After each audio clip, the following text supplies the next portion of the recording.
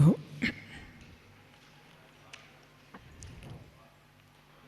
श्रवण संगोष्ठी में आज द्वितीय सत्र में चार विद्वान मनुष्यों ने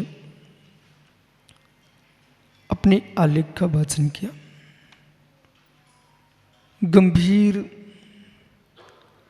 तलस्पर्शी तत्व को ग्रहण करके आए। भैया लौपाट ने प्रथम वक्ता के रूप में, कुंद स्वामी ने गाथा 17 में जो गुण तत्व का व्याख्यान किया प्रवचन सार जी में, बालक ने उस विषय को समझ लिया।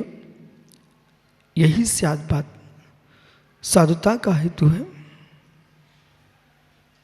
इस गाथा को धुरंधर ज्ञानी लोग नहीं समझ पाते। जहां पर कुंद भगवान कह रहे हैं उत्पाद है विनाश रहित, विनाश है उत्पाद रहित, फिर भी तीनों हैं उसके अंदर, उत्पाद है ध्रुव। बराबर समझने की कोशिश करो। लव पाटनी ने बुद्धि कौशल से अनेक ग्रंथों के उदाहरणों को ला करके और प्रमाण सहित सर्वासिद्धि, राजवार्तिक, ब्रह्मद्र संग्रह, तत्व सूत्र, पंचाशिकाय, प्रवचन सार, समय सार, प्रकृष्ट देशना, इन अनेक ग्रंथों को अध्ययन करके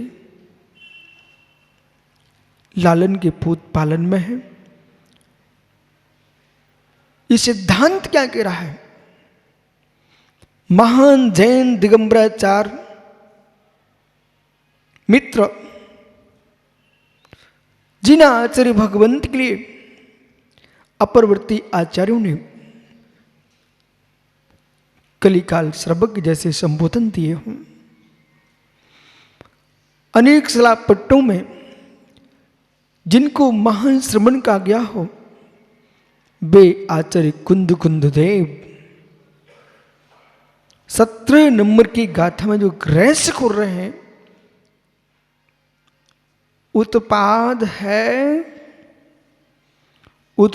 है विनाश रहित, विनाश है उत्पाद रहित। कुछ समझ में आ रहा मैं क्या बोल रहा हूं? महात्मा अनंग सागर जी, उत्पाद है विनाश रहित, विनाश है उत्पाद रहित। जिस जीव ने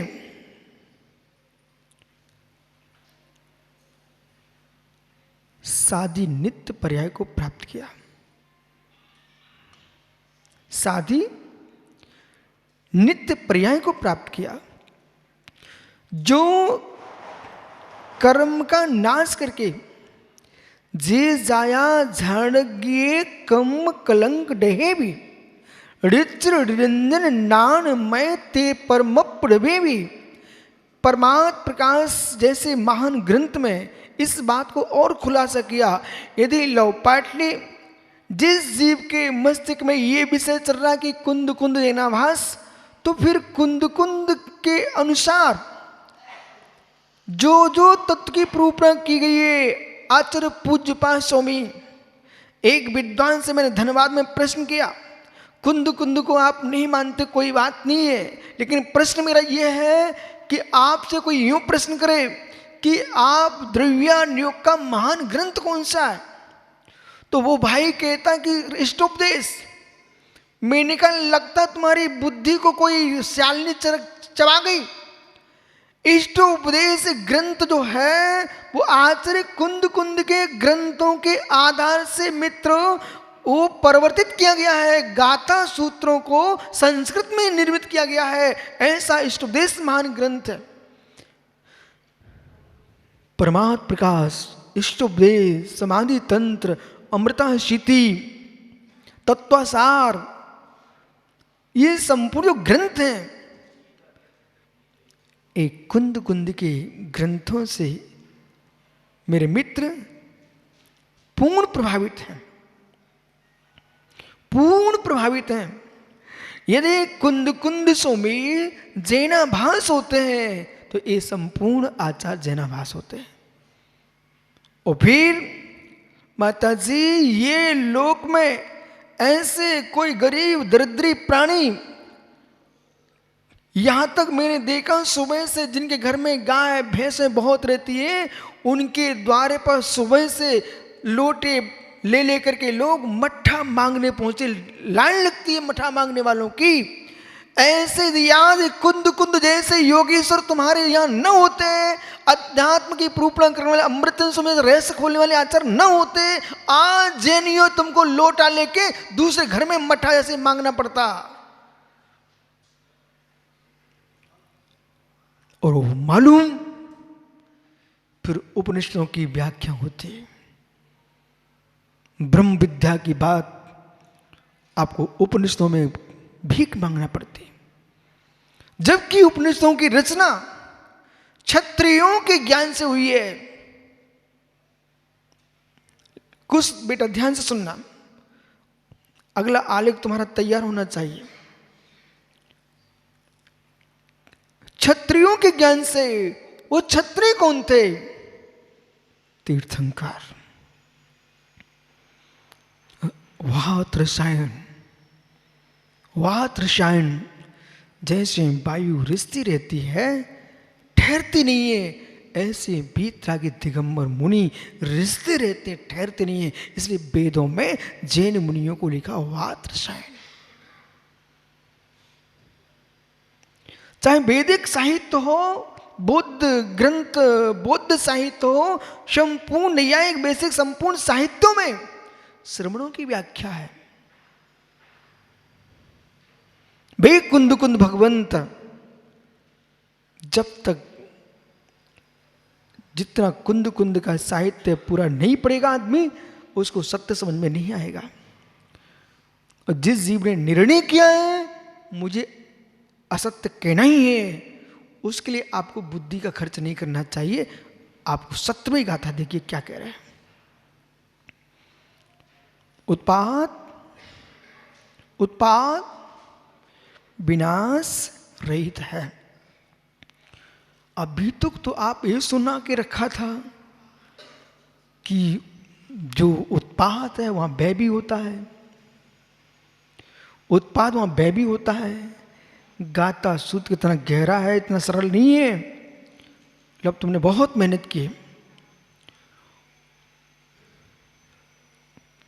उत्पाद व्यय विनाश रहित, लेकिन उत्पाद में दुर्गम सत। इधर आप दूसरी दृष्टि में देख रहे हो, बे कुंद कुंदेव कह रहे हैं भाव, अभाव, अभाव, भाव, भावा, भाव, चार। ठीक है, इन चार की व्याख्या गीता में आई। और गीता में जब चार की व्याख्या की तो भाव अभाव को उन्होंने कहा सत, असत, असत, सत, शता, शत, पर व्याख्यान का खुलासा नहीं किया। अभी मैं प्रथम वक्ता की व्याख्या कर रहा हूं। संजन सागर के पास भी प्रश्न आया था, उसको मैं थोड़ी देर से देखता। सत, जो सत है ध्रुव दृष्टि से सत, पर्याय दृष्टि से सत, ध्रुव दृष्टिगत सत, त्रैकालिक होने पर भी उत्पाद व्यय युक्त है। ध्रुव दृष्टिगत सत उत्पाद व्यय युक्त है, उसमें उत्पाद व्यय है, उसका उत्पाद व्यय नहीं है। ध्रुव दृष्टि का सत, सभी विद्वान मुनिगण हैं और श्रवणों की संगोष्ठी है, आप लाभ उठाइए भाई। जो कह रहा हूं उसे सुनो ध्यान से। पर्याय का सत, उत्पाव्यय ध्रुवयुक्त सत, ये पर्याय का सत है। उत्पाव्यय ध्रुवयुक्त, और ये सागर ये पर्याय का सत है बेटा, ये पर्याय का सत है। ये भाव अभाव सहित है, इस भाव का अभाव होगा। अब उत्पाद का सत, उत्पत्ति दिख रही पर्याय की, विनाश का सत, वह दिख रहा द्रव्य का, ध्रुवी का सत, ये सबको लेके चल रहा है। जिनमें हो रहा है वो द्रव्य का सत, इन तीनों से युक्त है। उत्पाद ध्रुवतम सत, सद्रव लक्षणम। पुनः फिर सत,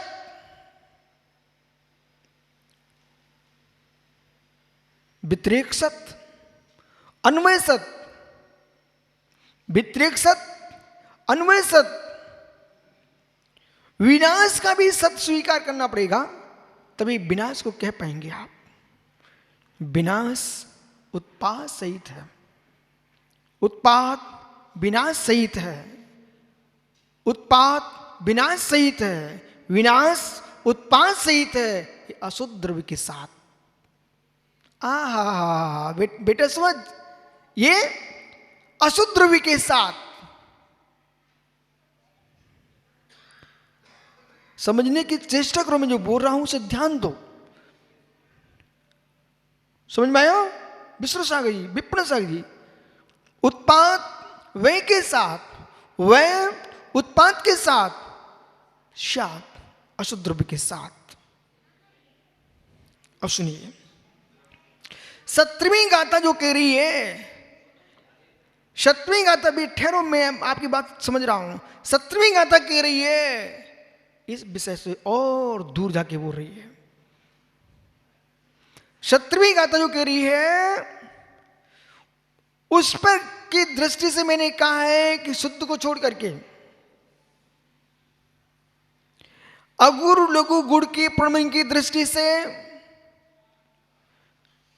अगुर गुड़ की दृष्टि से, चाहे शुद्ध द्रव हो चाहे अशुद्ध द्रव हो, सब में घटित होगा। लेकिन उत्पाद विनाश शून्य, उत्पाद विनाश शून्य, सादे नित्य पर्याय उत्पन्न है पर विनाश नहीं होगा, सिद्ध पर्याय। बराबर? विनाश रहित उत्पाद, विनाश रहित उत्पाद मात्र जीव द्रव में ही घटित होगा, पुद्गल में घटित नहीं हो पाएगा। क्योंकि परमाणु जो है ना, परमाणु जो है ना, शुद्ध होने के बाद भी अशुद्ध हो जाता है, उसका जो उत्पाद है विनाश सहित है। बराबर? मतलब जो व्याख्या चल रहा है ज्ञानियों, ये इस व्याख्यान में प्रदीप भाई विश्व के विशेषज्ञ आना चाहिए है।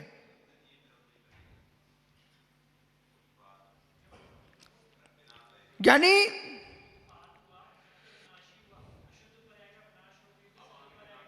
समझ समझ समझ 148 कर्मों से शून्य जो जीव शुद्ध पर्याय को प्राप्त किए हैं, तो वो शुद्ध पर्याय की उत्पत्ति जो है वो विनाश शून्य है। आप कहां जा रहे हो? आप कहां जा रहे हो? विनाश करके हुआ है उसकी व्याख्या नहीं चल रही है, उत्पत्ति की व्याख्या है। जो शुद्ध पर्याय सिद्ध पर्याय प्रकट हुई है, अब इसका विनाश कब होगा? बस बालक, विनाश शून्य उत्पाद। बराबर? फिर अगला चरण इसी गाथा में, अगला चरण इसी गाथा में क्या है? लाभ उत्पाद विनाश शून्य हो गया, विनाश उत्पाद शून्य। आहा, विनाश उत्पाद शून्य। पुनः सुनिए, दीपक पाटनी भी सोच रहे होंगे पुत्र ने कौन सी ऐसी पढ़ाई कर ली है जो कि एकदम मेरे मस्तके घूम रहा। भैया ये विषय सुना था कभी? सुनो, आपके बेटे को मैंने कोई गलत विद्या नहीं सिखाई, और मेरा विश्वास है ये बालक ऐसे गुरु आज्ञा में चलता रहा, बड़े बड़े विद्वान सिर टेकेंगे।